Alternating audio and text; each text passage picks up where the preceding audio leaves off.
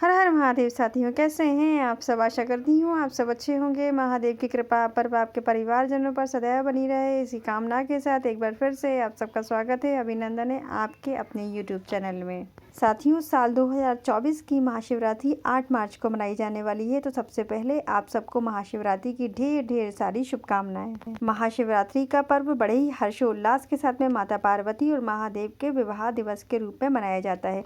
सभी लोग व्रत उपवास रखते हुए पूजन पाठ करते हैं, मंदिर जाकर भी पूजा होती है और अपने घर पर भी लोग पूजा किया करते हैं। तो जिस विधि से हम घर पर पूजन कर सकते हैं, बहुत ही सरल विधि मैं आपके साथ में शेयर करने जा रही हूँ आज की वीडियो में। आप देख पा रहे होंगे कि मैंने चौकी लगा ली है। पहले ही चौकी लगा कर रख दी थी क्योंकि वीडियो बहुत बड़ा हो जाता है अगर आपको चौकी लगा कर दिखाती। तो मैंने चौकी लगाई हुई है, लकड़ी का पाटा रख करके मैंने चौकी लगाई है। उसके ऊपर लाल कपड़ा बिछाया है। आप पीला चाहें तो पीला भी बिछा सकते हैं, बहुत सारे लोग सफ़ेद भी बिछा लेते हैं, तो आप चाहें तो सफ़ेद भी बिछा सकते हैं क्योंकि सफ़ेद कलर महादेव का अति प्रिय होता है। तो चाहें तो आप वो भी बिछा सकते हैं। और फूलों का आसन और चावल का आसन, मतलब अक्षत का आसन देते हुए मैंने माता पार्वती और उनके परिवार सहित की एक तस्वीर रखी हुई है। आप चाहें तो प्रतिमा रखकर भी पूजन कर सकते हैं। और जो पूजन की सामग्री मैं उपयोग करने वाली हूँ उसकी एक अलग से वीडियो में डाल चुकी हूँ अपने चैनल पर, आप चाहें तो चेकआउट कर सकते हैं। आप देख पा रहे होंगे कि मैंने कलश स्थापित किया है क्योंकि वर्ष में एक ही बार पूजन होता है, तो मैं कलश स्थापित करने के बाद ही पूजन करती हूँ। तो मैंने अष्टदल कमल बनाया है, अक्षत से बनाया और उसके ऊपर मैंने कलश स्थापित किया है। कलश में मैंने कंठ तक जल भरने के बाद गंगा जल डाल दिया और उस पर स्वास्तिक बनाया है और कंठ में मैंने कलश में कलावा लपेट दिया था, आप देख पा रहे होंगे। और मैंने एक सिक्का और थोड़े से अक्षत और एक गोल सुपारी कलश के अंदर डाल दी है। और अब इस पे मैं अशोक के पत्ते लगा रही हूँ। आप चाहें तो आम के पत्ते भी लगा कर सकते हैं। विषम संख्या में हमें पत्ते लगाने होते हैं, 5, 7, 11 में 7 अशोक के पत्ते लगा रही हूँ। सुंदर से पत्ते लेने हैं, खराब पत्ते हम नहीं लेंगे। लगाने के बाद मैंने श्रीफल इस पर स्थापित कर दिया, श्रीफल में कलावा बांध दिया। तो जब ये कार्य हम करेंगे तो महादेव का जप करते हुए करना है हमको ये कार्य, और बाकी देवी देवताओं का आह्वान करते हुए, महादेव का आह्वान करते हुए हमको कलश स्थापित करना होता है। इसके बाद मैं चौकी पर शिवलिंग स्थापित कर रही हूँ। हमारे घर में जो भी शिवलिंग हो, पाषाण के हो, धातु के हो, आप उन्हीं शिवलिंग का अभिषेक करेंगे। आज अभिषेक करना बहुत शुभ माना जाता है, तो इसलिए मैं आपको अभिषेक करके दिखा रही हूँ। मेरे घर में पाषाण के शिवलिंग है, मैं उन्हीं की स्थापना कर रही हूँ। आप चाहें तो पार्थिव शिवलिंग बनाकर भी पूजन कर सकते हैं। आप देख पा रहे होंगे कि मैंने बेलपत्र रखी है। बेलपत्र हमको उल्टी रखनी है और बेलपत्र की डंडी को उत्तर दिशा की तरफ रखना है। और महादेव का जो शिवलिंग है उसे भी आपको उत्तर दिशा की तरफ ही रखना है। देखिए, जलाधारी मैंने उत्तर दिशा की तरफ रखी है, बिल्कुल आपको ऐसे ही रखना है। और आपके पास शिवलिंग ना हो तो मैंने आपको बताया पार्थिव शिवलिंग बना लीजिएगा, नहीं तो आप फोटो रखकर भी पूजन कर सकते हैं। अगर आपको समय नहीं है तो फिर आप फोटो का भी इसी तरह से जल का छींटा देकर पूजन कर सकते हैं, लेकिन बहुत शुभ होता है। मैंने आपको बताया, अगर आप पार्थिव शिवलिंग बनाकर या फिर ऐसे पाषाण के शिवलिंग का अभिषेक करते हैं तो पर बहुत अच्छा माना जाता है। तो ये आप ज़रूर कीजिएगा। तो पूजन शुरू करने से पहले हमको दीपक जरूर प्रज्वलित कर लेना चाहिए क्योंकि ज्योति हमारे पूजन की साक्षी होती है। तो उसको साक्षी बनाते हुए सबसे पहले हम दीपक प्रज्वलित कर ले रहे हैं। मैंने घी का दीपक बनाया है, आप भी घी का दीपक ही बनाइएगा। पूजन के लिए शुरुआत में सबसे पहले हमको घी का दीपक ही जलाना है। अब सबसे पहले हम जल छिड़क देंगे, स्नान के भाव से छिड़कना है आपको जल। और जल में आप थोड़ा सा गंगा जल मिला करके सब जगह जल छिड़क दीजिएगा और अपने ऊपर भी जल छिड़क लीजिएगा। और अगर आपके पास गंगा जल ना हो तो फिर बेलपत्र से भी जल छिड़क सकते हैं। जिस तरह मैं आपको छिड़क के दिखा रही हूँ उसी तरह से आपको जल छिड़कना है।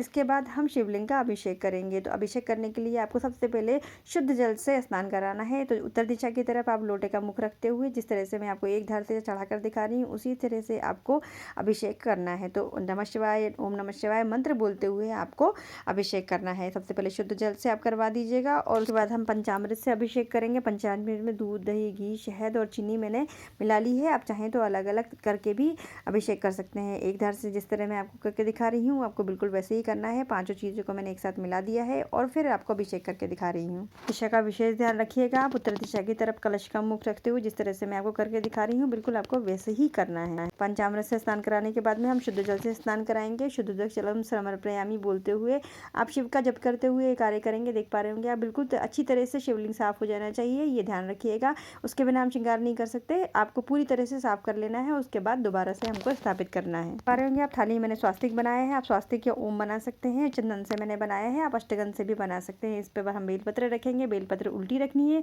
और दिशा का ध्यान रखेंगे। डंडियाँ हमको उत्तर दिशा की तरफ रखना है, जैसे हमने पहले शिवलिंग रखा था बिल्कुल उसी तरह से जलाधारी का मुख उत्तर दिशा की तरफ रखते हुए हमको शिवलिंग स्थापित करना है। अब हम शिवलिंग पर श्रृंगार करेंगे। तो श्रृंगार के लिए मैंने अष्टगंध ले रही हूँ और मेरे पास चंदन भी है। आप चाहें तो दोनों चीज़ों से कर सकते हैं, लाल चंदन या पीला चंदन आप ले सकते हैं। मैं अष्टगंध और चंदन से कर रही हूँ और त्रिपुंड बनाऊंगी मैं। शिवलिंग मेरे छोटे से हैं तो शायद आपको क्लियर नहीं दिख पा रहा होगा कि त्रिपुंड कैसे बनता है। 3 उंगलियों से त्रिपुंड बनता है, प्रयास कीजिएगा आप भी तीनों उंगलियों से बनाए। अगर आपके छोटे से शिवलिंग है तो फिर आप 1 उंगली से बना सकते हैं, नहीं तो आप त्रिपुंड 3 उंगलियों से ही बनाइएगा। त्रिपुंड ही बनाना है आज। त्रिपुंड बनाना बहुत अच्छा माना जाता है और अपने माथे पर भी त्रिपुंड लगाइएगा आज। और उसके बाद में आपको महादेव के ऊपर श्रृंगार स्वरूप अबीर गुलाल और भस्म भी चढ़ा सकते हैं। मेरे पास भस्म अभी नहीं है, अबीर गुलाल में चढ़ाकर आपको दिखा रही हूँ।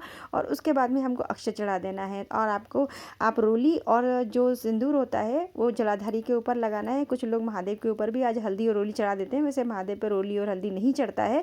आप चाहें तो आज के दिन लोग चढ़ा लेते हैं, मैं नहीं चढ़ाती हूँ, मैं सिर्फ रोली चढ़ाती हूँ, जो वो भी जलाधारी के ऊपर, माता पार्वती के ऊपर ही मैं चढ़ाती हूँ। और जो हमने तस्वीर रखी है, तस्वीर का भी पूजन हम साथ साथ करते जाएंगे और दीपक और कलश का भी पूजन हमको साथ साथ करना है। जो चीज़ें हम महादेव के ऊपर चढ़ा रहे हैं वही चीज़ें हमको रोली, चंदन, अक्षत जो भी हमने चढ़ाया है, अबीर गुलाल, वो मैं तस्वीर के ऊपर भी चढ़ाती जा रही हूँ। अगर आपके पास जैसे शिवलिंग नहीं है तो आप फोटो के ऊपर भी ये सब चीज़ें छींटा दे करके कर सकते हैं। इसके बाद शिवलिंग पर हम वस्त्र स्वरूप कलावा चढ़ाएंगे और कलावा हम गणेश जी पर भी चढ़ाएंगे वस्त्र स्वरूप। और माता पार्वती को आज मैं सुहाग का सामान चढ़ाती हूँ तो उनको मैं चुंडी चढ़ाया करती हूँ, तो आप भी चुंडी चढ़ा सकते हैं। वो चुंडी ना हो तो आप उनको भी कलावा ही चढ़ा दीजिएगा। इसके बाद हमको यज्ञोपवीत अर्पित करना है। यज्ञोपवीत मतलब जनेऊ आपको अर्पित करना है शिवलिंग पर और गणेश जी पर भी। अगर आपके पास यज्ञोपवीत जनेऊ ना हो तो आप कलावे को सात बार लपेट कर शिव जी पर और गणेश जी पर दोनों को अलग अलग ये चढ़ा दीजिएगा। ये पूरा कार्य आप शिव का जप करते हुए कीजिएगा। निरंतर आपको श्री शिवाय नमस्तुभ्यम, नमः शिवाय, ओम ओम नमः शिवाय, जो मंत्र आपको आता हो उस मंत्र के साथ में अपना नाम और गोत्र बोलते हुए सारी चीज़ों का आपको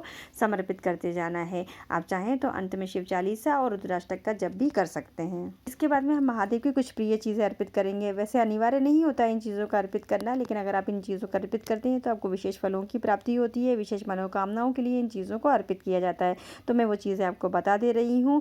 लौंग, काली मिर्च, काले वाले तिल और मूंग के दाने, ये चाहे तो आप गिनकर भी अर्पित कर सकते हैं और चाहे तो जिस तरह से मैं चढ़ा रही हूँ उस तरह से भी आप अर्पित कर सकते हैं। मैं मूंग के दाने चढ़ाती हूँ 108 श्री शिवाय नमस्तुभ्यम का जप करते हुए। आप चाहें तो ये करके दे सकते हैं, बहुत फलदायी होता है, मनोकामनाएं निश्चित पूरी होती ही हैं।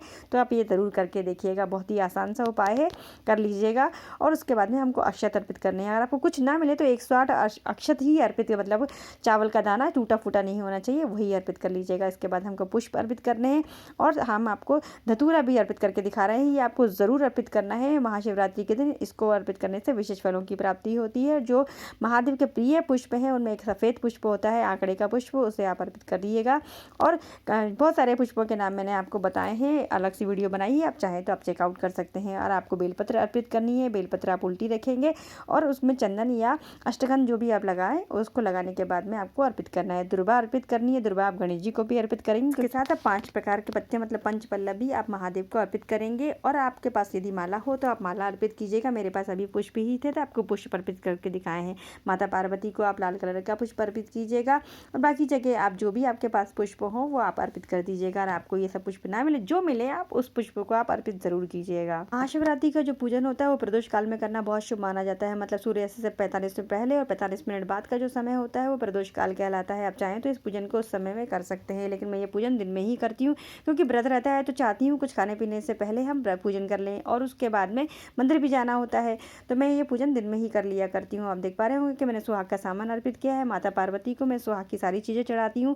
5, 7, 11 की संख्या में हमको सुहाग का सामान चढ़ाना चाहिए। सिंदूर, बिंदी, चूड़ी, आलता, मेहंदी जो भी आपके पास हो वो आप अर्पित कर सकते हैं। और आप सुहाग के सामान के साथ में आप दक्षिणा भी रख देंगे। दक्षिणा हमारी पूजन की सामग्री में हुई कमियों को पूर्ण करती है, इसलिए यथा सामर्थ्य हम दक्षिणा भी जरूर रखेंगे। अब आप देख पा रहे होंगे भोग लगा रही हूँ। इस सीजन में बेर आता है तो 12 बेर यदि आप चढ़ाते हैं तो शिव महापुराण कहती है आपकी 12 मनोकामनाएं पूर्ण होती हैं। तो शिव का जप करते हुए आपको एक एक बेर जिस तरह से मैं आपको चढ़ाकर दिखा रही हूँ उसी तरह से आपको चढ़ा देना है, तो आपकी 12 मनोकामनाएं जरूर पूर्ण होंगी। इसके अलावा आप सीजनल फल और भी आते हैं वो भी रख सकते हैं। मिठाइयाँ भी चढ़ाई जा सकती हैं। अन्न का भोग आज नहीं लगाना चाहिए क्योंकि व्रत रहता है, तो जो चीज़ें हम खुद खाते हैं वही चीज़ें भगवान को हमको भोग लगाना चाहिए।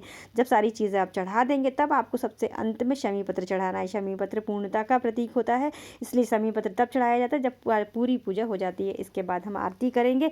तो आरती आप शिव का जप करते हुए आपने जितनी पूजन की है तो आप चाहें तो रुद्राष्टक का जप कर लीजिएगा और चालीसा कर लीजिएगा। उसके बाद में फिर आपको आरती करनी है। तो आरती आप गणेश जी की करेंगे और फिर महादेव की आप आरती करेंगे।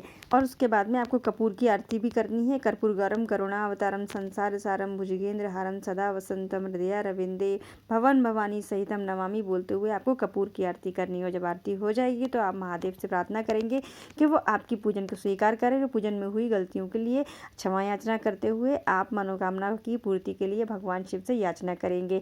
आपको बताना भूल गई हूँ, भोग में आपको बेलपत्र ज़रूर रखनी है, उसके बिना भोग नहीं लगेगा। जब पूजन पूर्ण हो जाएगी उसके बाद आप अपना व्रत खोल सकते हैं। जो लोग पहली बार व्रत कर रहे हैं मैं उनके लिए बता दे रही हूँ, आज का व्रत निर्जल नहीं होता है। पूजन करने के बाद में आप फलाहार वगैरह कर सकते हैं, पानी पी सकते हैं। आज के व्रत में अन्न नहीं खाया जाता है तो आप अन्न नहीं खाएंगे। कुछ लोग मंदिर की भी पूजन करने के लिए जाते हैं, मंदिर से आने के बाद व्रत खोलते हैं, तो आप ऐसा भी कर सकते हैं। मंदिर की पूजन की विधि आप देखना चाहें तो मेरे चैनल पे आपको मिल जाएगी। कुछ लोग शाम को पूजन करते हैं उसके बाद व्रत खोलते हैं।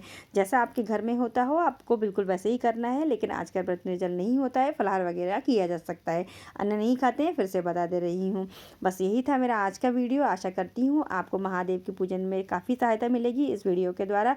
तो अगर आपको वीडियो अच्छा लगा हो तो वीडियो को आप लाइक कीजिएगा और ज़्यादा से ज़्यादा लोगों को शेयर कीजिएगा। मैं पूजा पाठ से संबंधित वीडियोस अपने चैनल पर लगातार लाती रहती हूँ, तो आप मेरे चैनल को सब्सक्राइब ज़रूर कर लीजिएगा और बेल आइकॉन को प्रेस कर लीजिएगा ताकि मेरी जब भी कोई नई वीडियो आए तो आपको पहले नोटिफिकेशन मिल जाए। मिलते हैं फिर किसी अच्छी सी वीडियो के साथ, तब तक के लिए अपना और अपनों का ख्याल रखिए। हर हर महादेव।